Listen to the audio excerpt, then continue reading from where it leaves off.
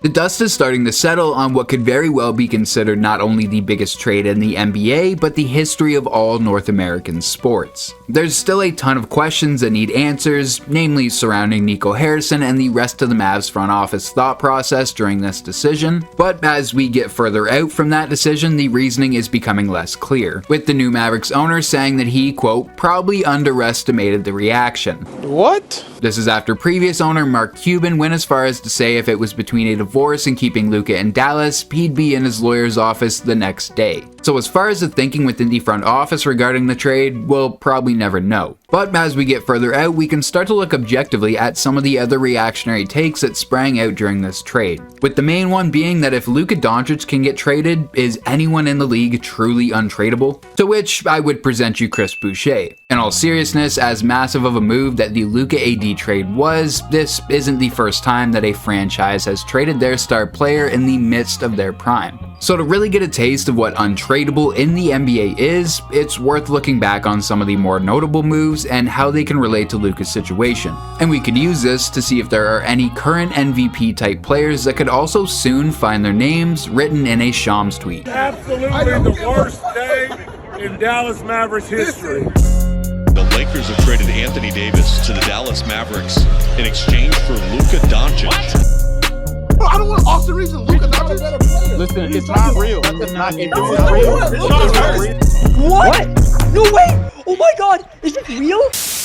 The first example we're going to look at is the trade that saw Kevin Garnett arrive in Boston. After becoming only the third player in league history to make the jump from high school to the NBA, KG instantly thrived in the pro system, becoming an all-star in just his second season, getting MVP looks by his fourth, and would go on to win the award by his ninth. However, by his 12th season, he'd stopped being the face of the Timberwolves franchise. During those 12 years with the team, they tried endlessly to build a team around Garnett, but being an even worse free agent destination than Dallas, they struggled and ultimately would go on a 7-year run of continually getting knocked out in the first round until the 04 season. The same year that Garnett would win that MVP award. And to close out that year, the Timberwolves would finish as the first seed in the West and have the second best record in the entire NBA. And come playoffs, they were finally able to break through and make it all the way to the Western Conference Finals. But they just couldn't get past the Shaq and Kobe-sized obstacle waiting for them there. And unfortunately, this would be the peak of the KG-led Timberwolves. But now, instead of struggling to make it out of the first round like before, they weren't even making it to the postseason, and would often struggle to put together a year where they would finish above 500. At the same time, Garnett's contract was coming due, and despite expressing how much he'd love to stay in Minnesota for the rest of his career, there was palpable fear that they'd lose him in free agency. So the franchise bit the bullet and dealt him off before things got too complicated. And as we all know, he would go on to be a major piece in the Celtics' eventual 08 championship team.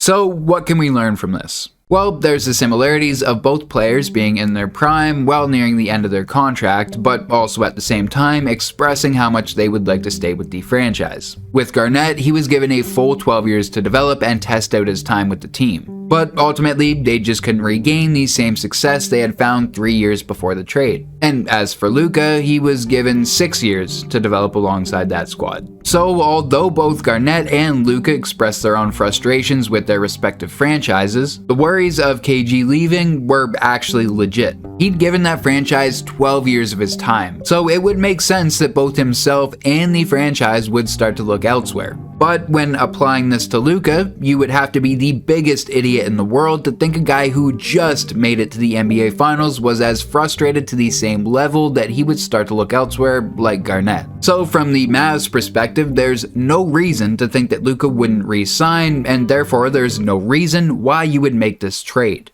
Now moving on to look at the next trade, and this one is the one that sent James Harden out of Houston. Despite spending the first few years of his career with the OKC Thunder, Harden's home was truly with the Houston Rockets. In that city, he would break out from the 6th Man of the Year to an MVP and a league leader in points per game for 3 years in a row. All said and done, Harden's 9 years in Houston led to some of the greatest individual performances we've ever seen in the league. The guy was out there truly putting up 2K type numbers. However, the same thing wasn't always reflected in team success. Since acquiring Harden in 2012, the Rockets went through multiple iterations to try and get this team to the finals. But unfortunately, this was right at the beginning of the dynasty run that the Warriors were about to go on. And consistently, whenever it looked like the Rockets had a real chance of making a push, the Warriors would pop up to stop that momentum, with the Rockets' best chance of finally beating the Golden State Warriors coming in 2018. But due to an unfortunate Chris Paul injury and a historically terrible shooting performance in Game 7, the Rockets were once again sent home at the hands of Steph Curry and the Warriors. After that, the team would slowly regress, and it seemed like every move they would make was a lateral one. So they'd eventually ship out CP3 and tried pairing up Harden with Westbrook for a season, but a global pandemic kinda threw a wrench in those plans. The Rockets would go on to be eliminated from the bubble, and immediately after that, the collapse would begin. First starting off with Mike D'Antoni stepping down as head coach. Then only a month later, Daryl Morey would run off to Philly. And then shortly after that, Westbrook would be shipped off to the Wizards for a broken down John Wall and a protected first round pick. Now it should be noted that both D'Antoni and Morey played a heavy role in bringing Harden to this point in his career, giving him the ultimate green light to play his game. So their departure from the organization definitely signaled a culture shift within that franchise. So without a whole lot of tangible assets that would help them reach the finals, Harden made it clear that he didn't believe that this team had what it took. And at 31 years old, if he wanted to win a championship and remove the narrative around him being a playoff choker, he wouldn't have time to sit around in Houston and wait for the younger talent to develop. So Harden would go on to force his way out, first skipping training camp, then showing up to a few games overweight, ironically looking a lot like probably how the Mavs view Luka. And slowly but surely Harden would distance himself from the franchise until he was finally sent off to Brooklyn. So again, asking the question, what can we learn from this? Well, for the similarities, both Luka and Harden were considered MVP level talents at the time of their trades. But for the Rockets, at least they actually tried to get Harden to stay. But he just didn't view the roster as one that he could win with. But you want to know who you could not say the same thing about? Luka Dončić and how he viewed his teammates on the Mavs. Sure, in the past you could argue that he's been unhappy with the roster, but by all appearances it seemed like Luka was truly loving his teammates and how they all fit together. Him and Kyrie were developing real chemistry, and the double big combo of Gafford and Lively is the perfect setup. And again, the Mavs just made the finals, so the frustration and urgency that Harden was feeling for so many years going up against the Warriors wasn't there with Luka. In fact, you could really argue the opposite. With this being his first trip to the finals, he'd be more motivated than ever to run it back and finally beat the Celtics. So although both guys were in the conversation for the best player in the league at the time, the circumstances in which they were traded couldn't be further apart. Next, we'll be looking at Kyrie Irving and the trade that sent him from Cleveland to Boston. Of course, with hindsight, this trade is remembered for a much different reason, but at the time, after years of battling with the Warriors, the LeBron-Kyrie-led Cavs were slowly falling apart. And at the same slow rate, there was a building narrative around Kyrie that he just couldn't get it done without LeBron. And eventually this would bug him enough that he would ask for a trade out of Cleveland. So a deal was set up with the Celtics for Kyrie to become the main star on that squad, and the rest is unfortunate history. You guys will have me back.